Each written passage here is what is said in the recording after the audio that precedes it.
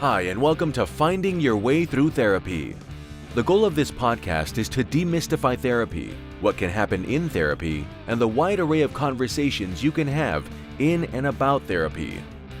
Through personal experiences, guests will talk about therapy, their experiences with it, and how psychology and therapy are present in many places in their lives.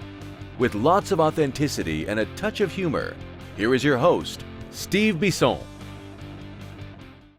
Merci beaucoup. Thank you so much. And welcome to episode 136 of Finding Your Way Through Therapy. If you haven't listened to 135 yet, please go back and listen to it because it is a very important conversation about anti-Semitism. Malka Shah talks about all these important things and then some. So please go back and listen to that. But episode 136 is returning from episode 108 and 122. So we'll call this Mental Men 3. Mental Men are Dennis Sweeney, Robert Cherney, Patrick Rice, and Andrew Kang.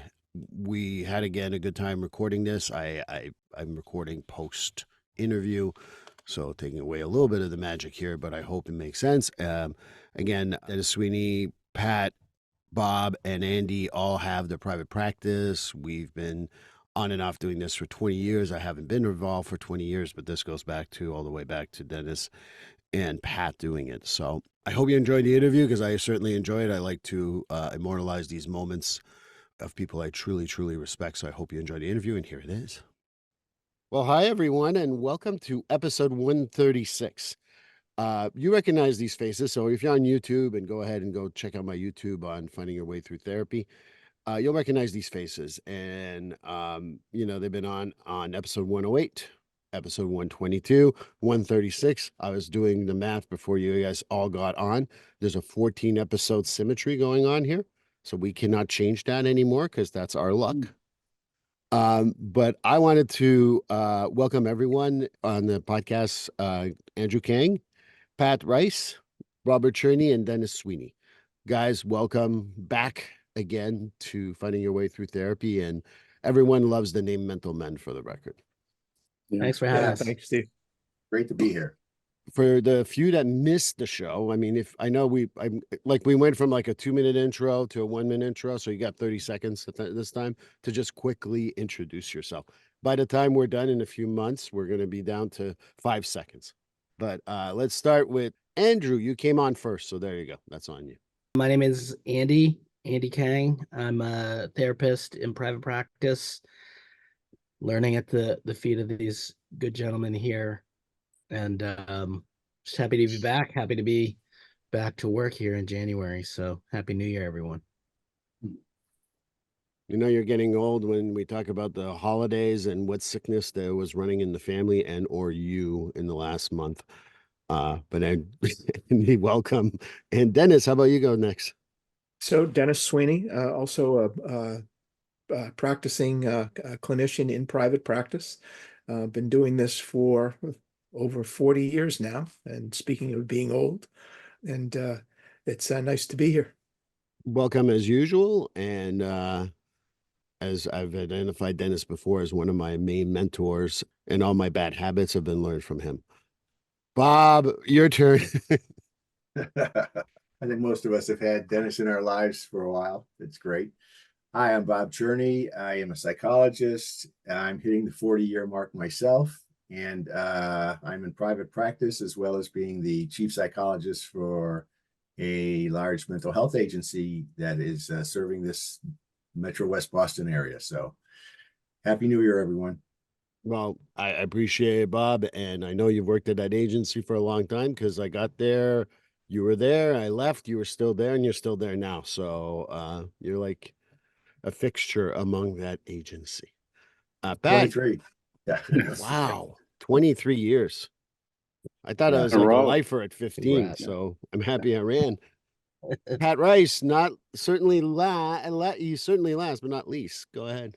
Well, it was beauty before age. So it was, even though I'm the elder statesperson here, I've been practicing about 35 years and met Bob and Dennis certainly as some of my early training. Dennis was my trainer and Bob was his boss. And it was an extraordinary dynamic in which to learn and grow. And so I'm a private clinician as well. I do less work now, focused much more on spiritual growth and development and grief and loss than I was in the dual diagnosis practice I had for many, many years. But I used to do a lot of forensic work too, but I'm pretty much done with that. So it's just great to be a part of the Mental Men. I think we must be going on 25 years or something like that. So, but it's I always enjoy these revisits, and something about 14 must be a real lucky number. So, and I'm really grateful to be through 2023. It was a challenging year, and I'm very hopeful for this year on many dimensions. So, glad to be back. We're all happy to be back since there's no golf going on right now in the Northeast. Yeah. This is the only way we're going to talk for a while, so maybe 14 has to be shorter just so that we can get back to our golf games.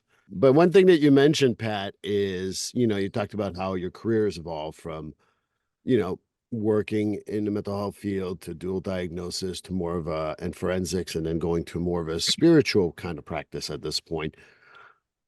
We all have a style that we develop in time. And I was joking earlier because Dennis is a great mentor and taught me a whole lot. But, if we look at calmness and demeanor, me and Dennis are probably very much opposed in that way. But it's not a bad thing. I think I had to develop my style. Dennis has his style. But I want to start with you, Pat, since you brought it up. How do you define a style as a therapist? I mean, that's something that I find is interesting to define in general. I still struggle to this day.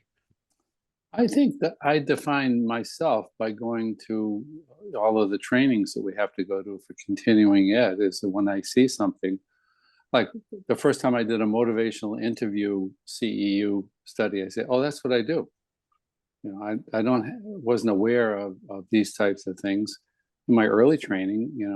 With Dennis, co-leading groups with him. He allowed me to blunder my way into learning. And he told me once that you're not going to learn anything from what you do intuitively well. You'll only learn from your mistakes, which is why I'm sitting in. And that was true. And so you use an error in judgment or naivete as a learning curve. And the goal is to not make that mistake twice. But as Dennis said earlier, before we got on, his style was a self-psychology style. Well, it was mine too, because I watched him work. Adopted a lot of his calm technique. He would remind me that I was not a calm individual, and I didn't resemble the person I am today in many ways because of my own life experience, whatever, from which I had to heal. And he was the one that told me, he said, "I don't know what it is," he said, "but somewhere in your past there was a huge narcissistic injury." And it was accurate. And that's the first time that's the first time I had a label for it. I knew what it felt like. And suddenly it also allowed, you're talking about your book, Steve, but that allowed me to not pathologize myself and see it as a condition that needed to be dealt with and learned from before I could help other people with the same condition. As Dennis said, Pat, your biggest fault right now is that you are overly identified with patients. And that's a blind spot.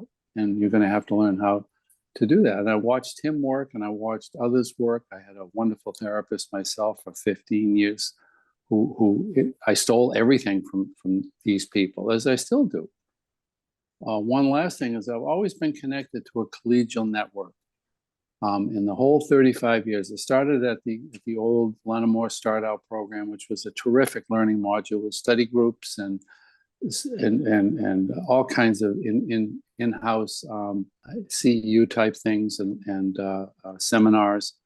But as we go on, I've the first time we all got together in Dennis's office for the first Mental Men, and I started when Andy and Mark and others were in there. I'm going, geez, these people really know stuff, even though they were younger and mentees of mine. I'm always amazed at how much I learned from the people that I have mentored in a way. So there's an old adage that I stole from a veterinarian on television that said, "I've never met a clinician I couldn't teach something to or learn something from." And that's why I've told every student, stay close to these collegial networks, because it's a remarkably complex thing, the human condition. And we have our own perspectives on it and blind spots, but as a whole entity, as a mental men group, whether it is a formal thing like this or a walk on a golf course, which is 20 minutes of golf and a whole bunch of conversation, it's an opportunity to never feel like I'm alone. And as I do now, I'm more into a life process of helping people ascend in their own consciousness and grieve. As my greatest mentor, probably, which was our friend Dick Fleck, a chaplain and a Dominican and an extraordinary person, a wonderful clinician. I see Dennis's face and Bob's face and Dick's face when I am in my own countenance, especially in Zoom, because I get to see myself. And there are times when I go, geez, I look just like Dennis. So then here I am, wasn't I? But so we steal all our good stuff. And as Dick told me, that if you steal from everybody, it's research, not plagiarism. And if you're stealing simply and I'll say one thing, when I first left my internship, I was working as a coordinator under public detox. And Bob and Dennis allowed me to basically take everything I wanted to from the paradigm of the start out high-end short-term addiction treatment program and implement it in the public detox, because it's all about helping people. And so I probably started out in theoretically as a humanist, then went into self-psychology as a paradigm for doing psychotherapy. And I'm getting back into the kind of humanitarian type of approach to things. We're all in this together. And if we don't help each other, we're pretty much lost. So I steal from you all the time, Pat. One of my favorite sayings when clients tell me, wow, that's brilliant. I'm like, ultimately, just remember, one of my colleagues said, there's only 3 original ideas in the world. We just keep on recycling them in different names. And my clients always relate to that. They're like, that simplifies the world. And I'm like, I think that's the job, right? Of sometimes of what we do and just simplifying the world. But I quote you, and I do name you sometimes. And some people are like, is he famous? I'm like, well, he's famous in my circle. not Hadley, as they'd say in Maine.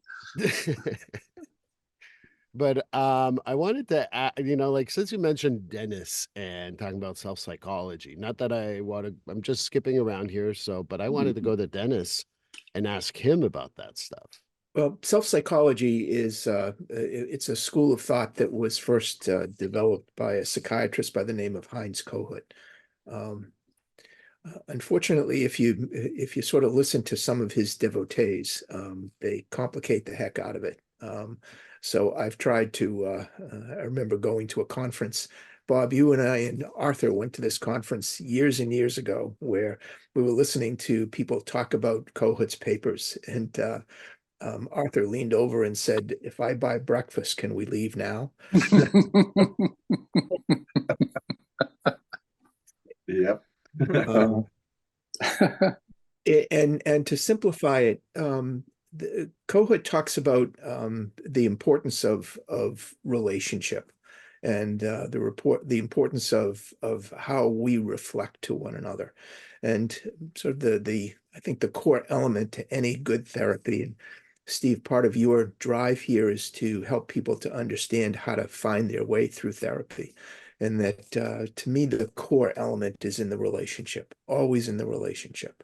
And I don't care what your style is, it comes down to that relationship that you have with somebody, and somebody has with you, because it is a mutual thing. It's not just about one person or the other. It's both. But Kohut identifies that we go through different stages throughout life, and we repeat those stages over different periods of time. And he talks about the first stage being the stage of reflection, and he identifies that as sort of the gleam in your mother's eye, and that the first place that we get a sense of who we are as to whether we're good or bad is in that sense of that caretaker who's looking down on us, and the reflection that comes back to us.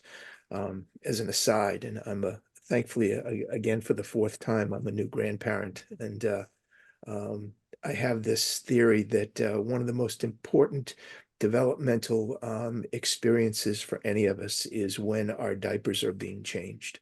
And that if our diaper is being changed and somebody is looking at us with this sour face and smelling and not, being happy about what's happening, well, that's a reflection of what's coming from us. I'm giving you this, and this is your reaction. And so I'm always very careful when I'm changing a diaper for a grandchild, that I'm always very positive in how I'm looking back, no matter what it smells like or looks like. So that's the first stage. So we get a sense of who we are. We get a sense of ourself by that reflection from other people. The second stage is a stage of idealization, and that we find somebody that is really good, people that we idealize, and we identify, geez, this is that person's got something that I want. I want to be like that person. And then we sort of get our sense of who we are from that and that identification. Then we move into another stage where it's a peer stage where, geez, I like the people that I'm with. I like the people who are around me, and I'm pretty good because of that. And that's where we get our sense of self. And then we eventually evolve into a sense of, I guess I'm pretty good because I'm me, and I feel comfortable with who I am. And those stages evolve over different times in our lives. It happens when we're infants. It happens when we're adolescents. It happens when we first become professionals.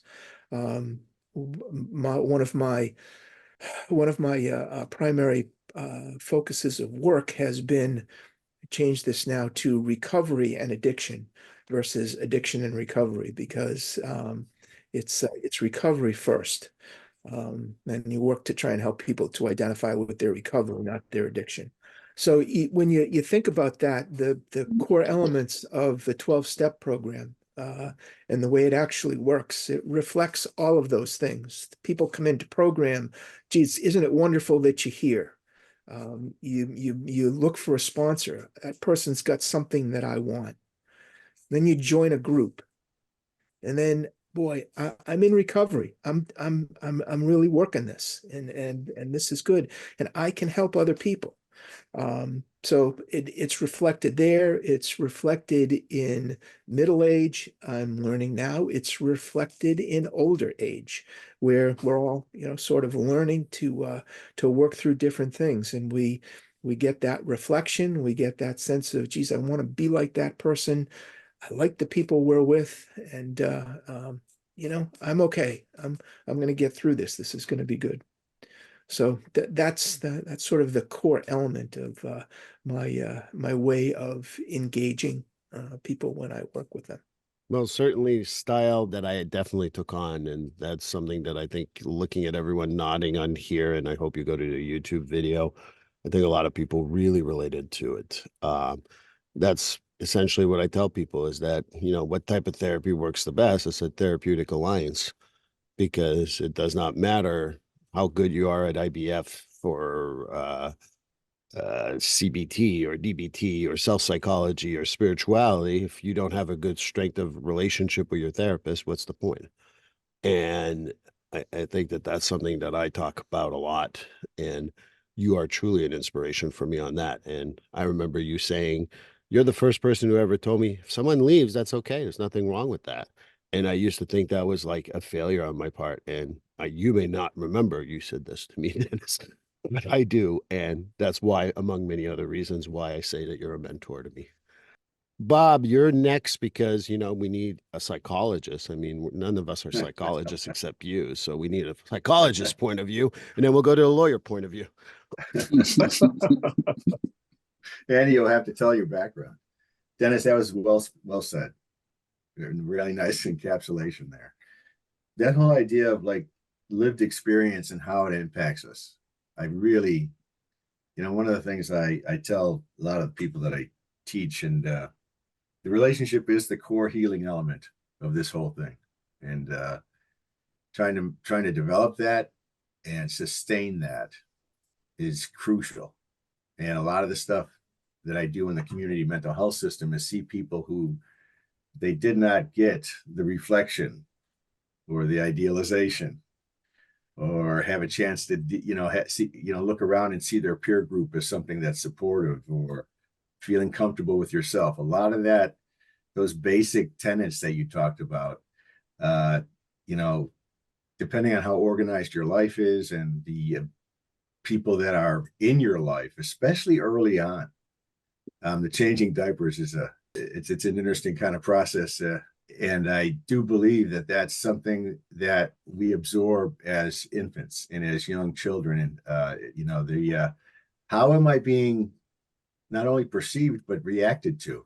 And one of the things I learned in my own therapy was if your family has issues and there are difficulties or there's things such as depression or anxiety or addiction in the family, some of that stuff gets kind of pushed aside because the family is working toward getting through and doing the best they can rather than paying a deep attention to what the children are needing.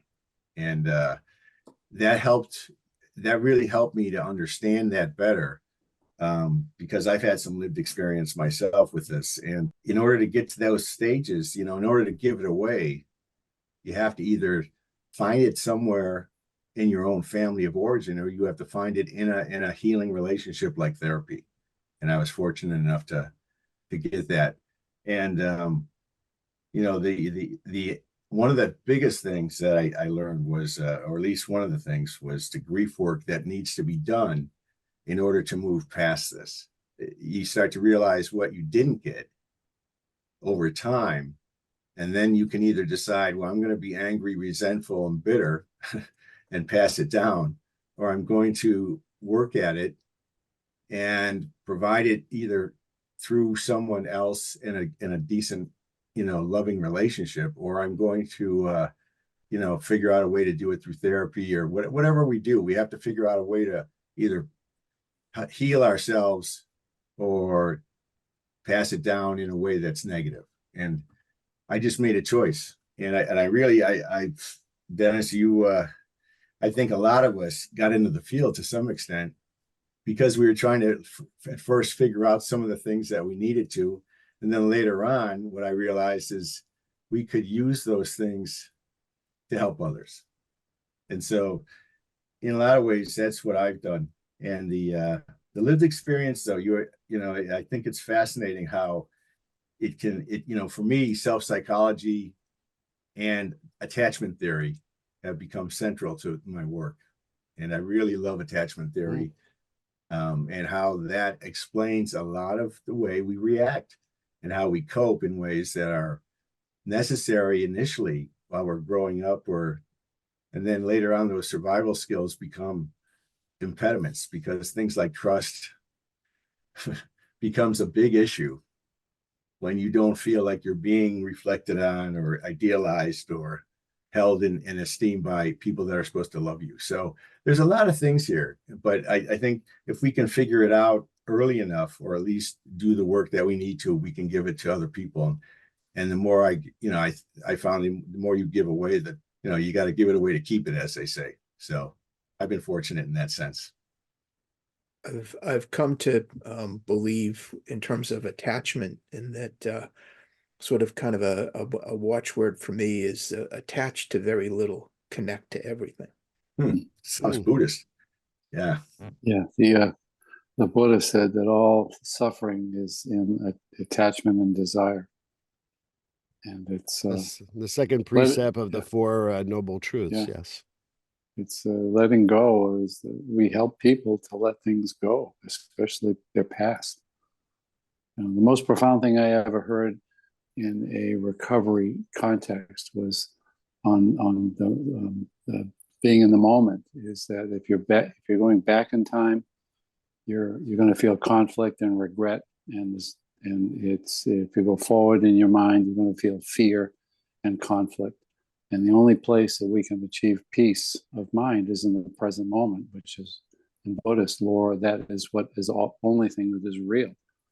And this aged guy, I don't know, 1990 in Bar Harbor, 50 years sober, by the name of Homer, said that I haven't learned much. He said, but I've learned that if I can keep my head where my feet are, that's the only place that the higher power walks with me.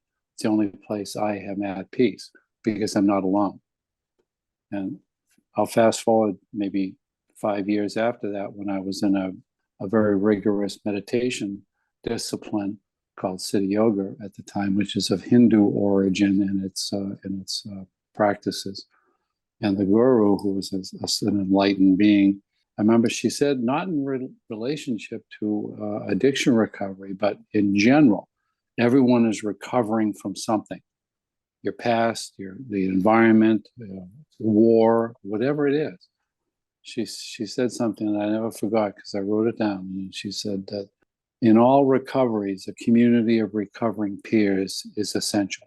And that's what Dennis was speaking to, is what we are taught, that, social psychology, people live in groups, and we get isolated by hurt, by loneliness and all of that. And that's a rut that we can furnish, and just that isolation. And I spent a lot of time working, educating folks as to the difference between solitude and isolation. It's very different. And if you are empathic in nature, solitude is often the way, a means by which to recharge your battery, so you can be of service and use to others. So I didn't mean to usurp your slot, Andy. So forgive me. Well, we have no time for Andy. Good night, everyone. No, I'm kidding.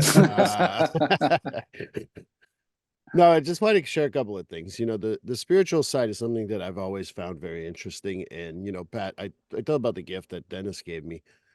The gift you've given me is the fact that I bring up spirituality more and more in my practice, when it's appropriate, of course, and how it's important for a complete self. And I wanted to share another story about Bob, because one of my first staff meetings at Advocates, sorry to bring the name up, but in Marlboro, I was sitting in a supervision, a group supervision. Mr. Bob is running it, and I don't really know Bob, and I can't remember what came up, but it was something that was fairly complex as a story. And I looked at the leader of our group, of all 20 or so community members, say, I honestly don't know. Does anybody know? And the humility and the knowledge that came from that was so amazing. And I wanted to tell you about the gift you gave me, Bob. And I really thank you for that. But I remember that moment. You may not remember that moment. I don't remember what we were even talking about, but it was really striking how quickly you said, I don't know. Does anybody know here? And that really taught me that I don't need to know everything in order to be who I am or whatever I do as work. And I really appreciate that. And attachment style, I have a whole lot to say about that. But how about we give a chance to the lawyer turned therapist turned actor eventually, I'm sure. But we didn't want to usurp you by any means, Andy, but definitely want to hear more about your style and how you perceive all that. I'm sure that, being the last one in line is always a little rough, but There's so many things to pick up on, and I won't be able to do it all. I will say my diaper game is pretty tight. I've got 4 kids, all pretty much into adulthood. So changed a lot of diapers and got really, really good at it. So fast. Anyway. Yeah, I find myself saying I don't know a lot more now. The longer I do it, the more I say it.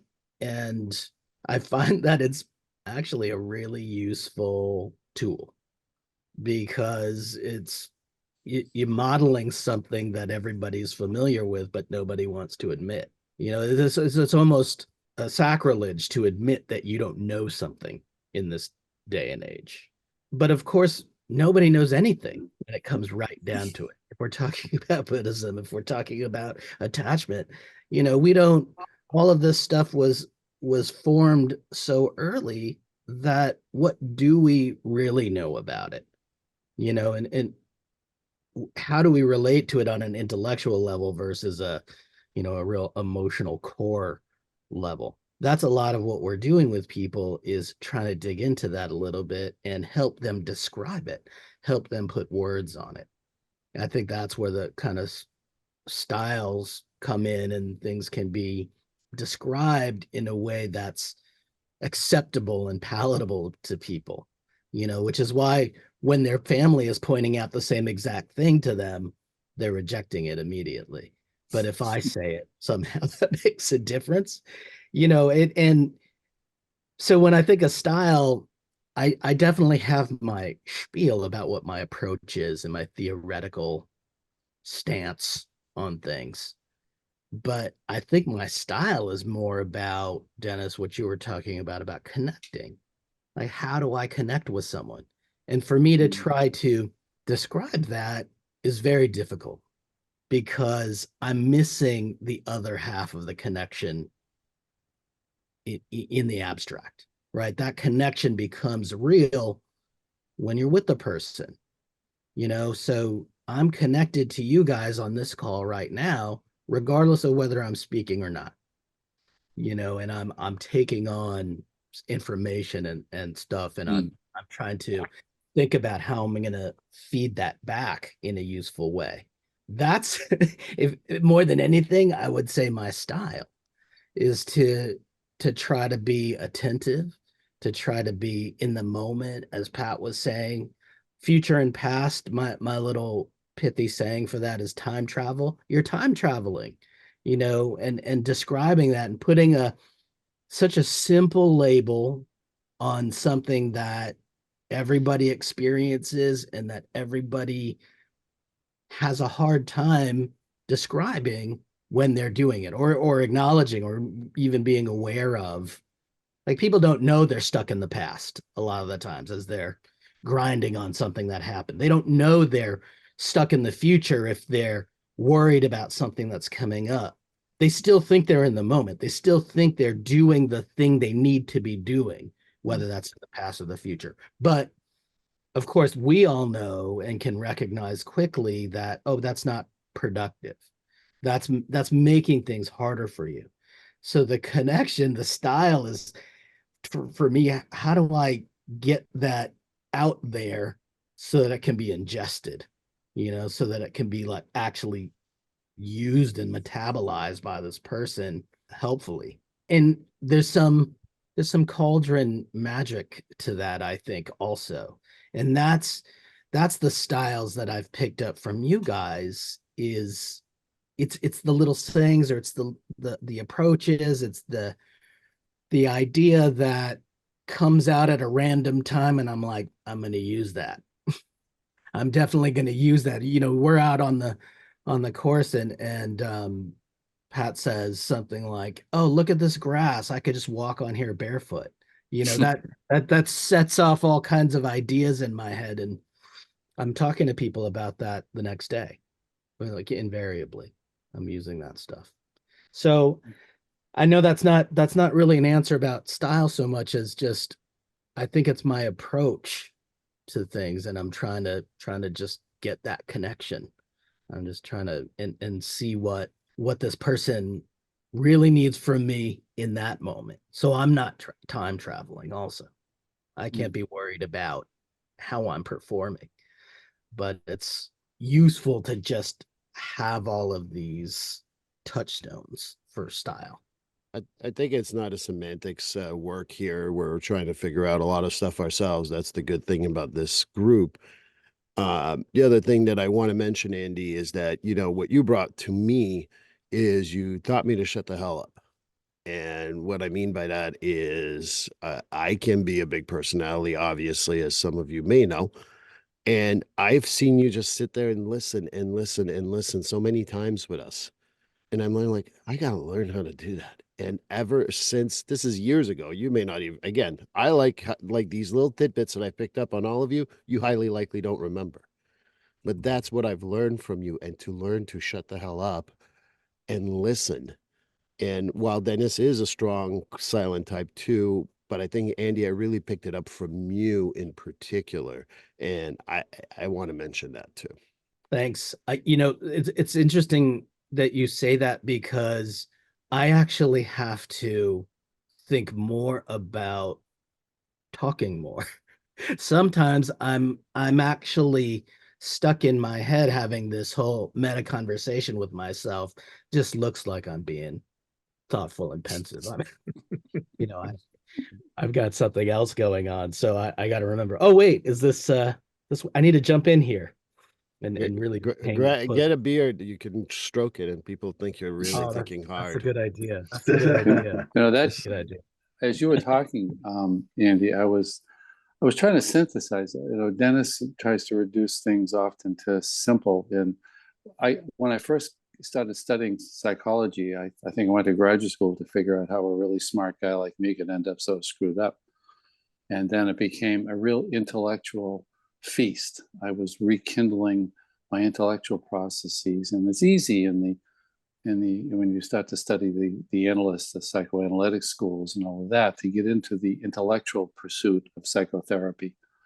And I've evolved to the point where survival is emotional survival and spiritual survival is a really remarkable thing.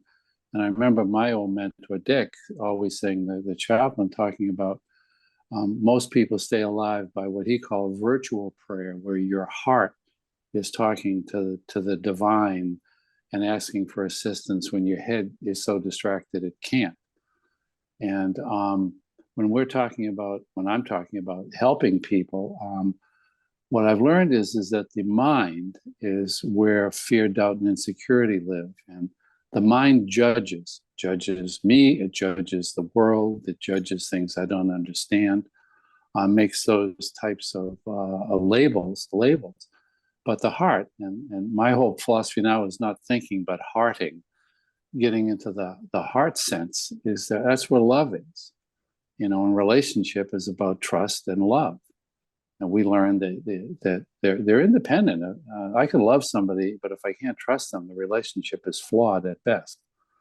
And so, but it's predicated upon me being useful to anybody else, is I must learn to trust myself and to love myself and let go of the things, the mistakes of the past and all of that. So I'm much more into heart psychology rather than head psychology, as odd as that may sound, which is kind of more the, self-psychology and self-help programs are about, as Dick had once said, that, we don't talk about self-uality, we talk about spirituality, but spirit is and self are the same thing. And that my spirituality is equated in the relationship I have with me. How do I feel about me? Because if that's not in a positive state, I'm not very helpful to anybody else, I don't think. Because I get into the judgment and not into the more of the, for lack of an intellectual word or a psychological word, the love of this person. Do you love your patients? Well, in that agape love, that natural human love, we hope we can, even when they are remarkably flawed. Because when Dennis talks about the pejorative affect you can give someone when you're changing their diaper and basically make a down payment on a therapist's Lexus in the future, if I've had people early in my career that told me stunning things, and that I had to make sure that I was doing one thing that I was taught well by Dennis and Bob, is to not show any pejorative response to that. And that's when I would channel somebody else's countenance. And that's when the heart was taking over, and I was trying to relate to them as a human being and not as this constellation of symptoms or history or anything like that. And you do that in that silent process, but I try to get out of up here, because as you all know, that's a very busy place, and get down into the quiet. Now, for the golf purists out there, the grass to which I was referring was velvet bent. When you see it on a fairway, it is really special. As you talk about that, Pat, I think of one of the biggest I don't know areas for me these days is the idea of there's, you know, the heart and the mind, and then there's the brain.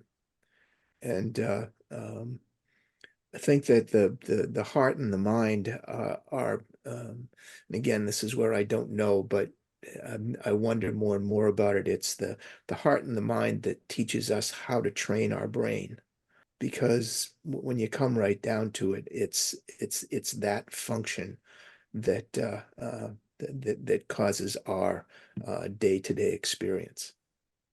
But boy, I don't know.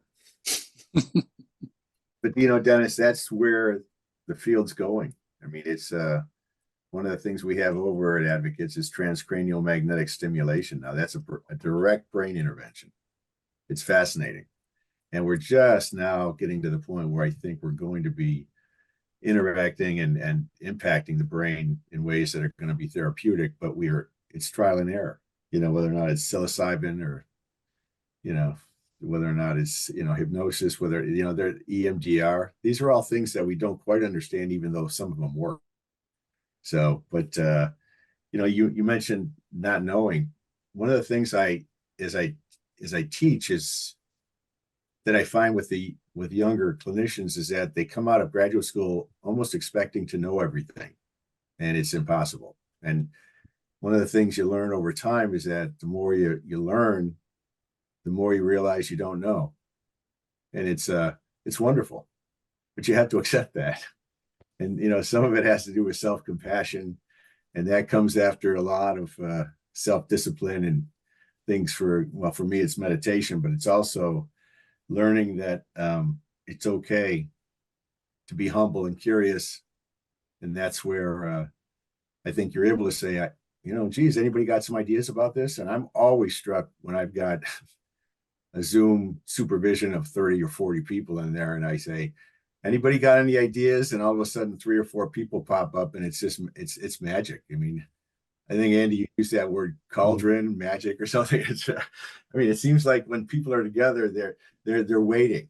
And sometimes I just watch the screen and I look for people doing this, or, you know, and I jump on it. I say, you know, Shirley, you just scrunched your face up. What do you got on your mind? You know, and it's fun. I really enjoy it, but I really think being humble and curious, and the older I get, the more I am that. I think it's not knowing is an okay place to be. I had to learn that. I think most of us do, and so now it's a lot easier to I think to be, you know, there are no wrong questions except the ones that you are too afraid to ask. I think we all have that here, Bob.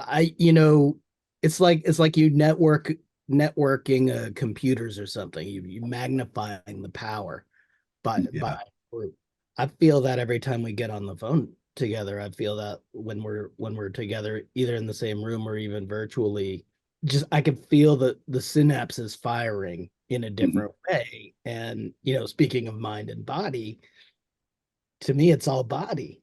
Like the brain's part of the body. It's not some disembodied thing or some separate thing. It's all integrated in there, and you better be paying attention to all of it. But yeah, my brain works a lot better in the presence of other good brains.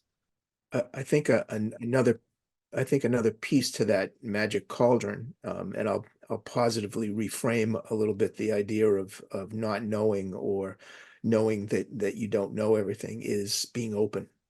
And that one of the hopeful things for me about self-psychology is that as we go through each one of those phases where you go through the different stages of the process, is that if you're open to it, you have a chance to pick up something that you didn't get earlier on. So as life goes on, we get more filled. We can, if we're open to it. There's more that can get in that didn't get in before. But well said. I'm going to just say that I believe that we're embarking now on this new year with where the field will go when I'm long gone and all of that. But we're rapidly ascending in that, which is, I started out my education in physics, so I was going to be a astrophysicist, and But when you're talking about transcranial magnetic stimulation and all of that, and all the magnetic therapies and the others, we're talking about a quantum reality. There's a quantum healing, and I believe this is where we're going. When we're treating an organ, the brain often, of which we know very little, maybe 15-20% max of understanding the central nervous system. But we do know that everything in the universe is a quantum. Everything affects everything. We see evidence of that, shadows of that. But I have great hope that we're about to embark upon a real new understanding of all of it, as this whole consciousness and ascends, and we start to learn a little bit more about what we're treating. All too often in my practice, in psychiatry, it's literally you see them treating symptoms, not the conditions. And my wife's going through something where they're studying DNA, and which was her original thing, studying RNA and all of that stuff. She speaks of things I don't understand, but it's about getting to the very core of it.